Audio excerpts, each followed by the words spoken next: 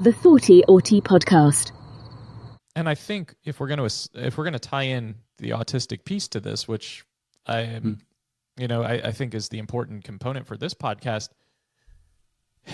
is the association and reliance upon something to feel a different way, because so often autistic people like ourselves are struggling with Yes. our nervous system or our Mhm. anxiety or sensory overload or Yes. being able to feel social or feeling connected Mhm. or feeling too tired or Yeah. whatever we are feeling on a magnified level, and reaching for something that can quickly soothe how we're feeling or help us feel social in the moment or able to unmask in the moment because Mm. you've had a few drinks and now you feel more comfortable.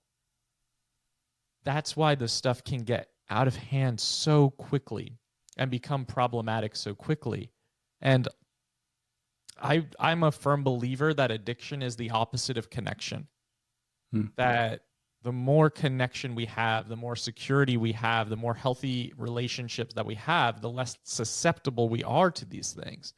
But as we know, autistic folks and social struggles and isolation and bullying and all the things that come with it, the experience, I think it really pushes in the other direction to create a lot of destruction and damaging behavior. I don't think the fact that some substances are promoted socially is obvious,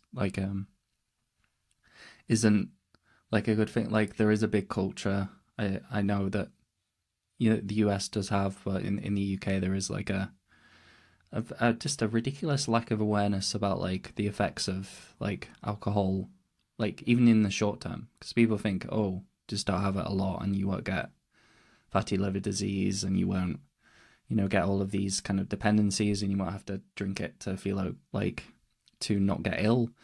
But it actually, like with like the binge drinking of it, like um I didn't know that you could die from having too much alcohol.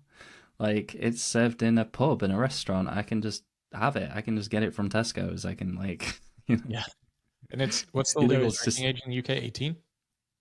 yes, Yeah. 18, which you have all those things of your brain developing and stuff, and it just kind of magnifies the neural effects that kind of stuff can have. Even like things like marijuana is, I think, can have impacts on your brain's development up to a point, on and nicotine, I think, as well. Hey up, just popping on to say thank you for listening to this podcast this far. If you could do me a real solid, please make sure to rate the podcast if you're on a podcasting streaming service, and do all that like, subscribe, comment stuff on YouTube. Damn, even send a heart in the comments if you don't feel like typing.